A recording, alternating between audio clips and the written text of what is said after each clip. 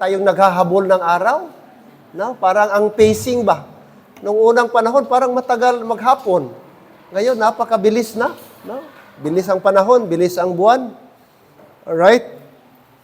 Okay, but anyway, we thank the Lord siguro. Okay, fulfillment na talaga yan. At sabi pa nila, mabilis na daw umiikot ang mundo ngayon. Yung siguro yun na yun. Resulta na rin siguro yan ng climate change. Bakit, Alright, so tayo please. Okay, for a while. Please proceed to the Word of God. Okay, in 30 minutes, I hope natin itong ma-dissect, no? Ang ating study. Alright. 2 Corinthians chapter number 6. 2 Corinthians chapter 6.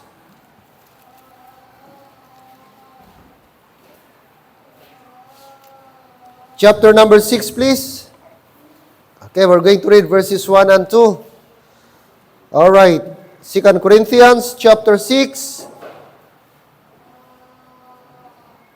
verses 1 and 2. Okay, let's read all together. Go. We then, as workers together with him, beseech you also that you receive not the grace of God in vain. For he saith, I have heard thee in a time accepted, and in the day of salvation have I succored thee. Behold, now is the accepted time. Behold, now is the day of salvation. Let's pray. Father, we thank you for tonight, in this last and final day of July. Salamat for being with us, guiding us, watching over us, helping us, Lord, na kung saan narating po namin ang oras na ito. And tonight, para po sa aming Bible study and midweek service and prayer, I pray, Lord, na bigyan niyo po kami ng lesson, bigyan niyo po kami ng blessing, na makalearn kami something from your word. And I pray that the Holy Spirit of God would speak to us and would teach us and would illumine our mind na maintindihan namin ang mga spiritual things sa aming pong buhay. Maraming salamat for Jesus Christ. He died on our behalf. He bore our sins on the cross of Calvary. We thank you that the Holy Spirit of God is convicting us and strengthening us. And tonight, Lord, bless your people as we proceed for our Bible study. This I pray in Jesus' name. Amen and amen.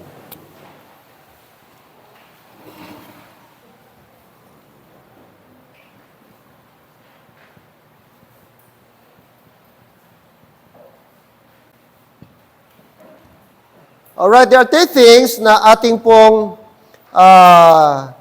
pag-aralan tonight. Look at Ephesians chapter 1, verse 16. Ephesians 1:16. Let's go to Ephesians chapter 1, verse number 16. Verse 6. Verse number 6. Verse number 6, Ephesians 1:6. To the praise of the glory of His grace, wherein He hath made us accepted in the beloved. So first thing na ating makita, accepted in the beloved.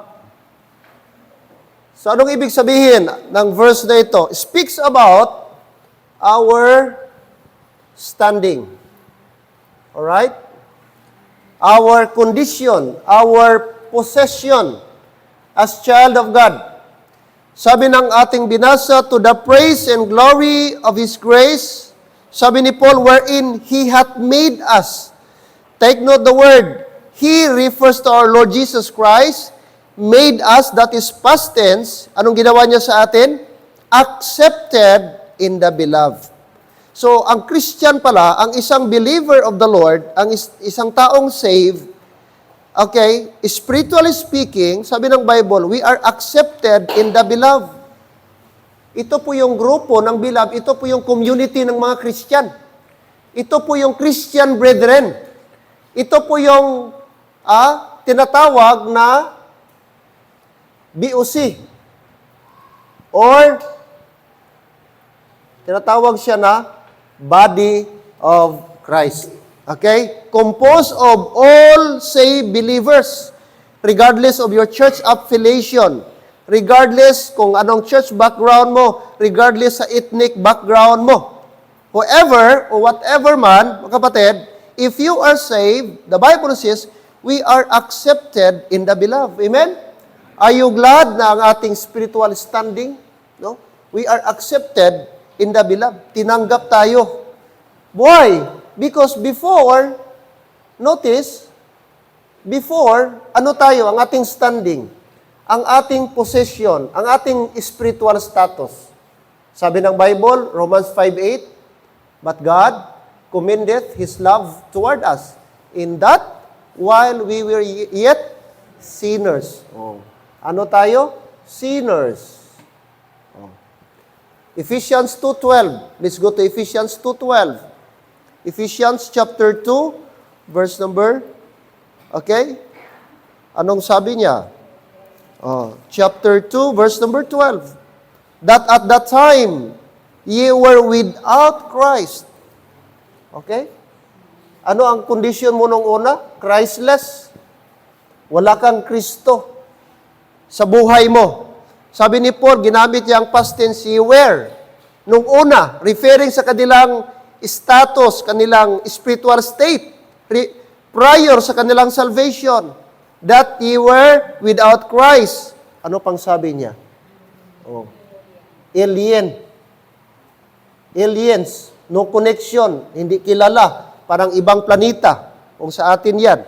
Okay? Taga-ibang lugar, alien or stranger. Ano pang sabi ng Bible? Ano ka pa? Okay? Sabi niya, strangers. Okay? From the covenant of promise. Next, anong sabi pa niya? No hope. At ano pa? Sabi niya, and without God in the world. So ito. Chapter 2, verse 1. Dead spiritually. Dead spiritually. Chapter 2, verse 1, and you hath he quickened who were dead in trespasses and sins. So ito po yung condition ng isang tao na hindi saved. Kaya sabi ni Paul sa verse number 13, but now, take note, verse 12, at that time you were without Christ. Okay, prior sa salvation mo, gidescribe ni Paul, ano ka? Yung past mo, verse number 11, wherefore remember that being in time past, Gentiles in the flesh, who are called uncircumcision by that which is called the circumcision in the flesh, made by hands. But sabi ni Paul, verse 12, that at that time, you were without Christ. But sabi niya, verse 13, present. Ang past, verse 11 and 12. But ang present, ano na tayo? But now in Christ. Amen? Ngayon na ating status, ano na tayo? But now in Christ Jesus, he who sometimes were far off, malayo ka, are made nigh by what? By the blood of Christ. Amen. So ito, praise the Lord, ang ating standing, we are accepted in the beloved. Accepted in the beloved. We became part of the beloved. No? Okay? So, yan na po ang ating status. Praise God for that, mga kapatid. Okay? Number two, we are not only accepted in the beloved, which referring to our standing, but number two, let's go to 1 Peter chapter 2, verse number 5. Look at 1 Peter chapter 2, verse 5. 1 Peter chapter 2.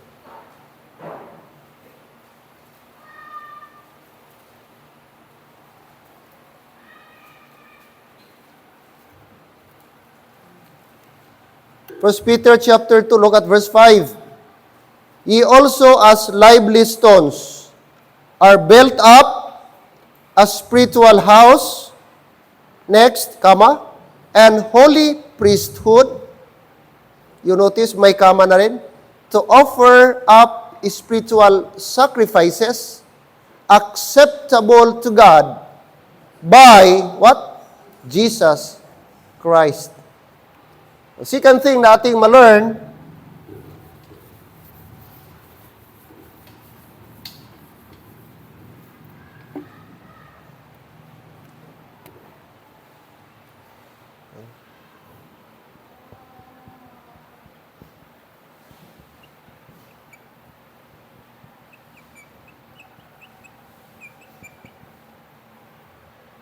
not only we are accepted in the beloved, the second thing, we are accepted or accepted sacrifice.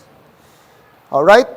So ito po yung mga believers pa rin, na sabi ni Peter, gi-compare tayo, gi-describe tayo ni Peter, ano tayo? Sabi niya, first, in verse 5, okay?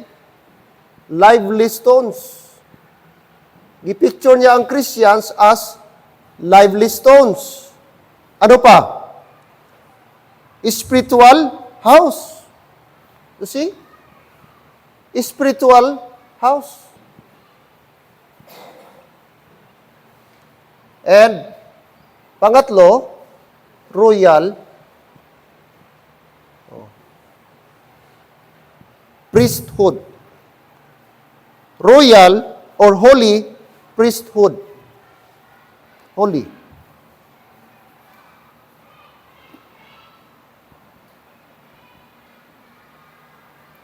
Which, sabi niya, okay, verse 5, to offer up, ano daw ang i-offer? To offer up spiritual sacrifices acceptable to God by Jesus Christ. So, ito yung description sa mga Christians. Lively stones, spiritual house, and holy priesthood. Holy priesthood.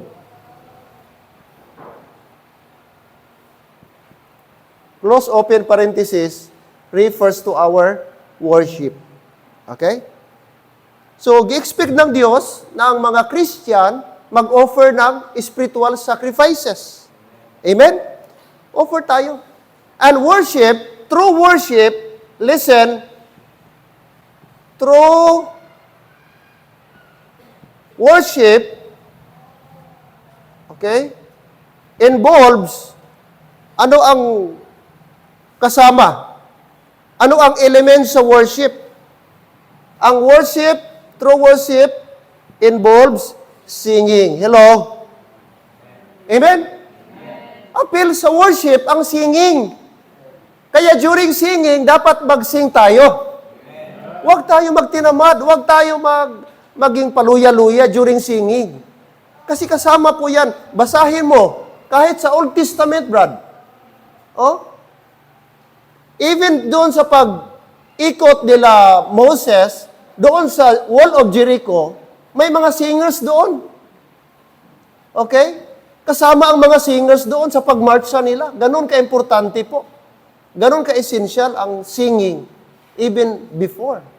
At sa mga kings sa Bible, makikita mo, may mga singers talaga silang gidesignate. Amen, Christians? So, hindi natin pwedeng ihiwalay. No? Kaya, kung lagi kang late during singing, hindi na kumpleto, brad, ang worship mo. Kasi na-miss mo naka-skip ka, kumbaga. Kaya ganun kahalaga kung on time tayo, kaya makumpleto natin ang worship. Iniisip kasi natin, ang simba, wali na ni pastor. Ang simba, katunang galiso na si pastor. Mali po yan na pag-intindi. Okay? Marami pong napapaloob, maraming elements ang worship. Alright? Number 1, singing. Okay? Of course. Oh. Ano pa? Oh. Prayer. Oh. Ano pa? Oh. Kasama doon, preaching. Amen? And, ano pa? Oh. Giving of testimonies. Hello? Giving of testimonies. Akala natin ang pagbigay ng testimony hindi kasama o isip natin parang Bulak-bulak lang, pampatagal ng oras o kakain tayo ng oras para ano pa, hindi po. Kasama po yan sa pagsimba natin ang pagbigay natin ng pasasalamat sa Panginoon. Basahin mo ang Book of Psalm. Andiyan po makita mo mga kapatid. Na si David, nagbigay siya ng mga testimony niya. Ulitin ko. Pag late ka na, sabi ni Sir Alden, sige, proceed na tayo kay pastor, sa message. Wala na. Imbis mag-testimony ka, wala na. Kaya wala na Alam mo, dapat sana ang Kristiyano paunahan mag-testimony. Hindi dapat na, sino? Dapat hindi pa ganun. Dapat ang time sa testimony, lahat excited magpasalamat. Dapat nag-aagawan. Dapat nag-aunahan. Hindi kayo parang ginapilit pa. Parang wala tayong blessing sa Panginoon. Parang hindi good si Lord sa ating buhay. Hello, Christians? Parang mahirap sa atin na magpasalamat. Parang mas madali sa atin magpasalamat kung nakatanggap tayo ng material blessing. Pero pag problema na, mahirap na magpasalamat. Kung may nagamasakit na, parang di na oras ng pagpasalamat. Anong sabi ng Bible? In everything, give thanks. Bakit po? For this is the will of God. Kalooban ng Diyos na magpasalamat tayo. In everything. Siyan, gi-allergy. Part 2 na to, Brad. Kaya nung una, siya. Karon na, naging siya? Parang gidextrose. Gidextrose. Ibig sabihin, mas malala. Mas malala ngayon, kaya nakadextrose na siya. Hindi biro ng ma-hospital ka sa ibang bansa. Malayo ka sa pamilya mo, hindi mo katribo.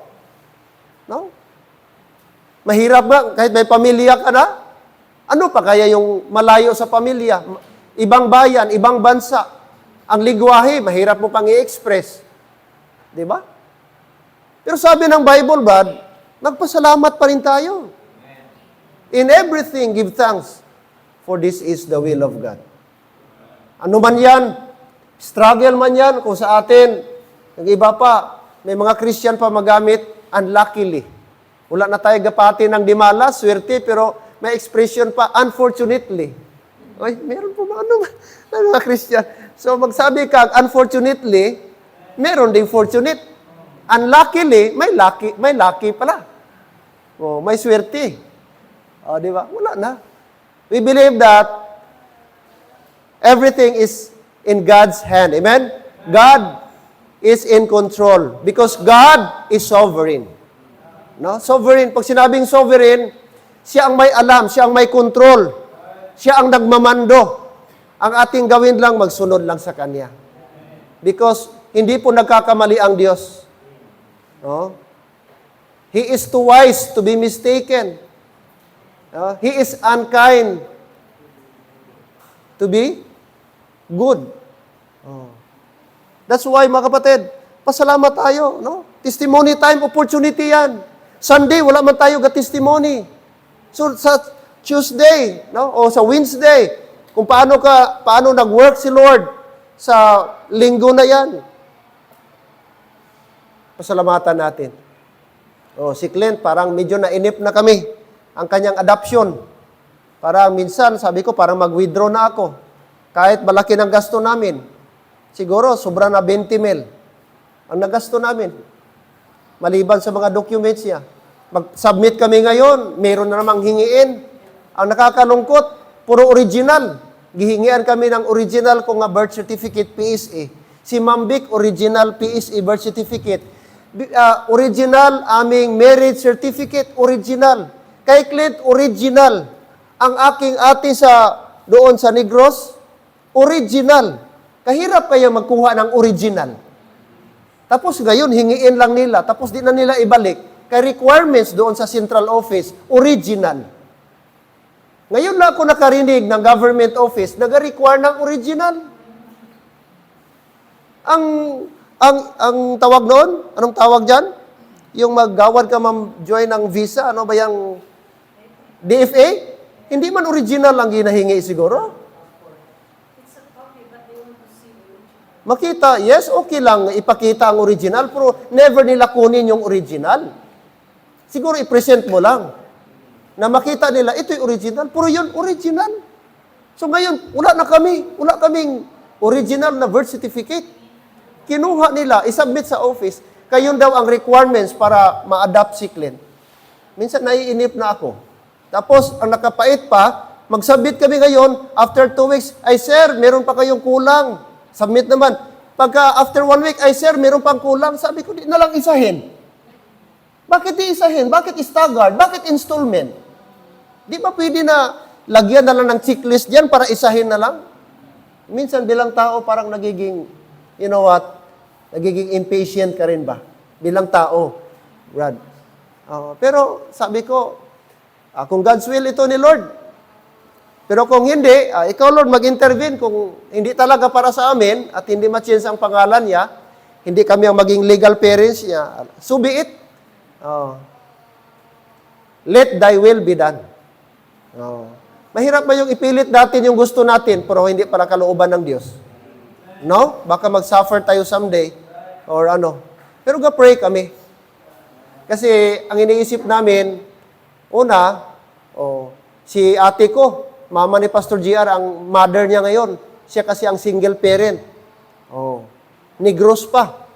Ang nakalagay sa PSE certificate niya, single mom yan. Kay ate ko. Walang tatay yan. Kaya dulay. Walang tatay yan. Okay, sana kung gidala niya yung pangalan o apelido ng ate ko, Gonzaga, at least, ngayon. Kaya pag school niya ngayon, wala siyang middle initial. Leo Clint Dulay. Kasi pag na-legal na yan siya sa amin, meron na siyang middle initial. Ang apelido ni Ma'am Vic, madala niya na. Sadyang Abay Dulay. Ngayon, kay single mom man yung ate ko, Dulay lang siya. Walang middle name. Ngayon, ang estudyante, meron na sinatawag na learner's number. Student number. Importante yan, yung number. Learners, may term yan. Anong tawag, Sir GM? LRN. Learners Registration Number? Reference. Yan, importante yan kasi parang identity na nila yan. Yan ang hanapin, yung LRN number. Bawat estudyante. Gi-require. Pati gaya eskulahan ngayon, may ID na. School ID, lagay sa atip. Ganun katindi ngayon. No? Pero, sige lang, kami ni Lord na kung kalooban niya. So, nag-submit naman ako, galing pa niyang Negros. Kaya gihingian yung ate ko, the requirements. Ganito, ganyan. Kaya nag-conflict. Dulay yung kanyang papers ni Clint, tapos ang mama niya, Gonzaga. So, nagpagawa ng mga affidavit na ang ate ko, Rhea Dulay and Rhea Dulay Gonzaga is the same person. So, gawa naman ng affidavit, ipanotarize. So, doon, GLBC na naman, hintay naman ako. Tapos, parents consent. Tapos, death certificate ng bayaw ko na namatay yung husband niya. Gihingi na naman. Tapos, hindi ka pala makakuha ng PSE death certificate less than 1 year na namatay. Dapat mag 1 year bago ka makakuha ng death certificate na PSA. Hindi magbigay ang PSA pag hindi pa nakaabot 1 year mula nang namatay. Ganon. Kaya, wala pang original. Kung ba, paano yan? Sige, kuha na lang yung death certificate na galing sa local civil registrar. Ganon mga kapatid. So, ganon talaga. Okay? And, ano pa? Of course, panghuli is kasama sa worship ang giving. Amen? Giving of our best, our time, our talent, and everything. Pasalamat ako na may mga nanay dito. Halos every Sunday, Pastor, gayo-ayo sa office. Wow, Pastor, may gulay. Pastor, may prutas. Salamat sa Ginoo. Amen? Na may mga kapatid na makadumdum, bisan sa gulay lang. Nay, basinway ka na gulay, ara pa, Pastor. Di ka na magkabalaka. Siyempre, babalaka ta kay senior na. Dapat atong buligan ang senior. Pero pisan kadala sa kahit ano lang, no? Kasi joy niya na maka-offer kay Lord. Amen? So napakaganda, no? Accepted sacrifice. Number 1 is our worship. Our worship to the Lord. Okay? Konti na lang ating oras. Kaya proceed pa tayo sa ating discipleship. Alright. So yun po yung elements, no? Elements natin sa worship. Third and last, 2 Corinthians chapter 5. 2 Corinthians chapter 5. 2 Corinthians chapter 5. Verse 9 and 10. 2 Corinthians chapter 5.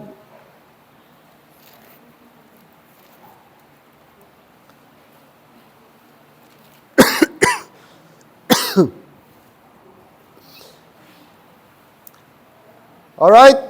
Let's read please verse 9 and 10. Chapter 5 verse 9 and 10. Ready, go. Wherefore we labor that whether present or absent we may be accepted of Him. 10. For we must all appear before the judgment seat of Christ, that everyone may receive the things done in his body, according to that he hath done, whether it be good or bad. Okay, third and last.